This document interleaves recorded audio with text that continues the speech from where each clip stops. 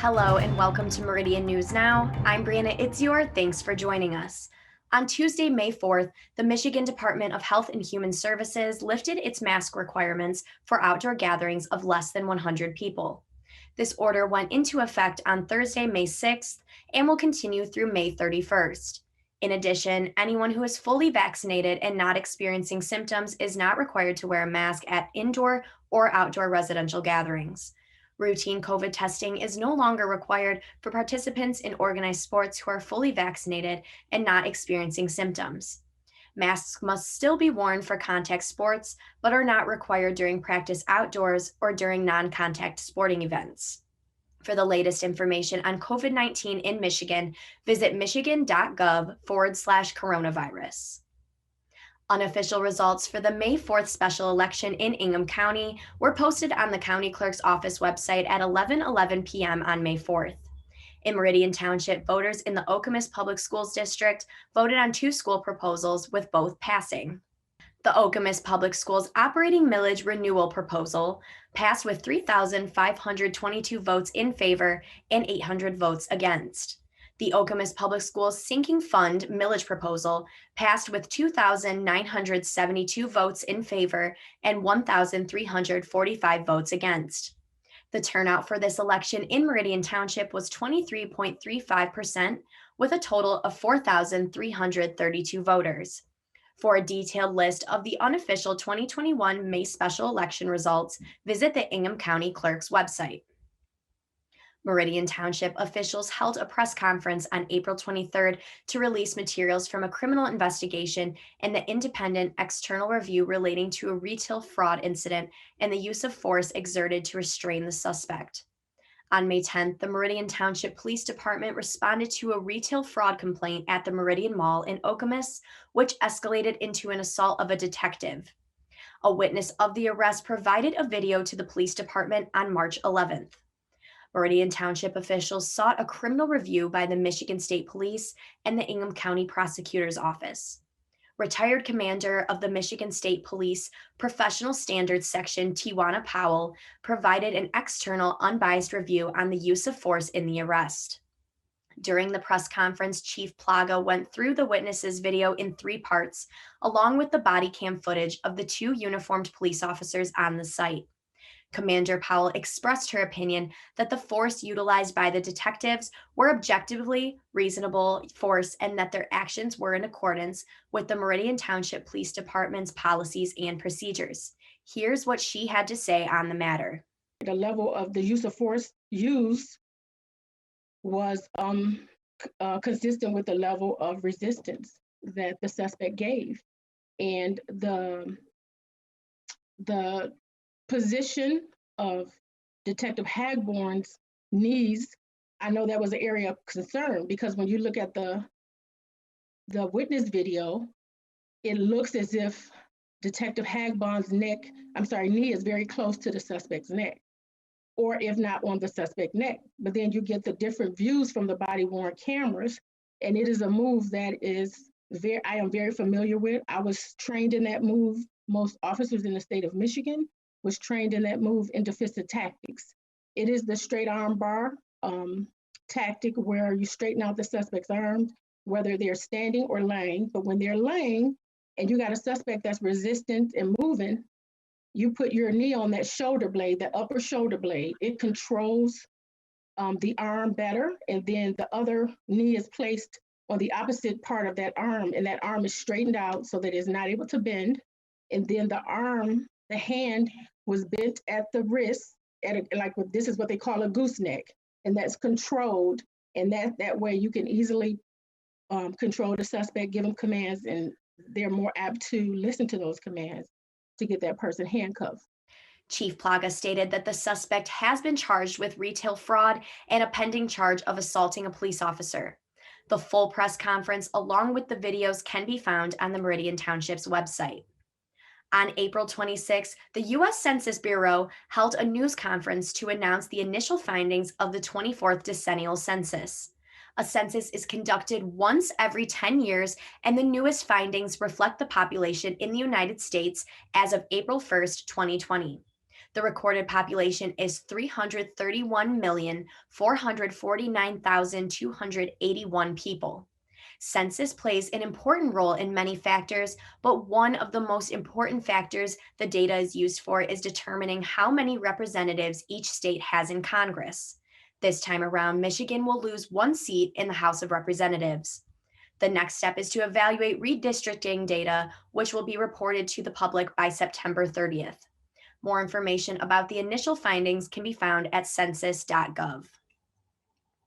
The Meridian Township's Farmers Market kicked off its spring-summer season on May 1st at the Marketplace on the Green Pavilion that finished construction last fall. The market will be open from 8 a.m. to 2 p.m. every Saturday from May through October. Wednesday market days will be added in July. The market accepts SNAP, DUFB, WIC Project Fresh, Senior Market Fresh, and a new program called Capital Area Prescriptions for Health. Most vendors also accept credit cards. Though the market is outside, masks are still required while shopping. For more information, visit www.meridian.mi.us/farmersmarket. The Meridian Conservation Corps is a program devoted to increasing community involvement in Meridian Township's parks and preserves. It offers volunteer opportunities for those interested in helping conserve Meridian's green spaces. One such opportunity is called Stewardship Saturday, and it occurs every other Saturday from 9:30 a.m. to 12 p.m. at differing locations.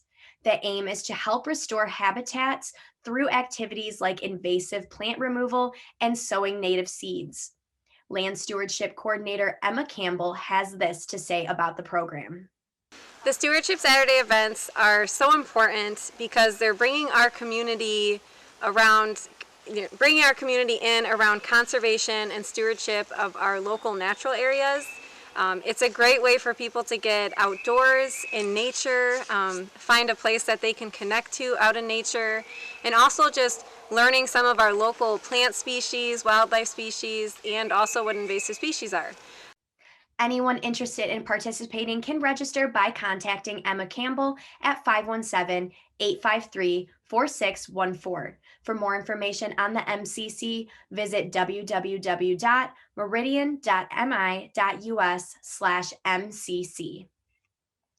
Meridian Township's Land Preservation Program met at the Tower Woods Preserve on Saturday, May 1st in honor of Arbor Day.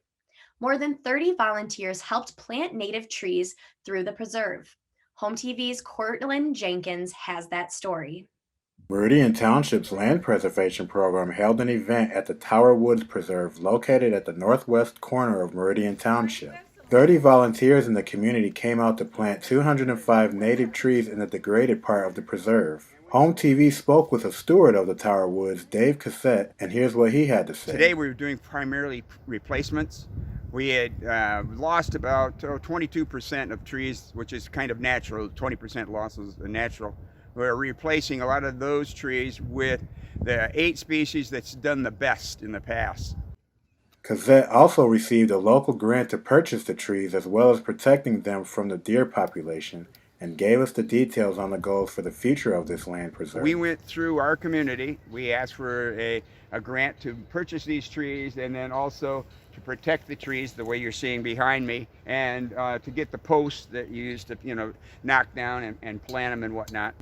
Right now we're in a place that it's maintenance more than anything else. We want to save the trees we've got, not let the invasive species move in and take over again until we finally get a canopy. To find out more information about this event or future ones, contact Meridian Township's Land Stewardship Coordinator Emma Campbell at 517-853-4614. April was Child Abuse Awareness Month, and the Small Talk Children's Advocacy Center in Lansing helps bring awareness to the 1 in 4 girls and 1 in 6 boys estimated to be victims of child abuse. One way they bring awareness to the cause is with their Pinwheels for Prevention campaign. HOMTV's Isabella Martin has more. Let's take a look.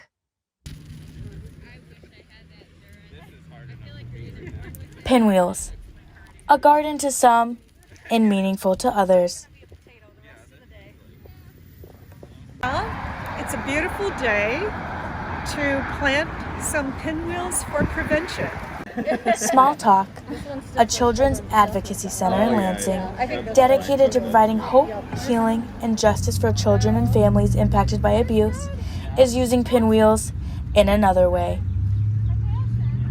Pinwheels symbolize the innocence of children. It symbolizes, hope and healing, and we want to make sure that adults and people in our community know what needs to be done in order to protect children.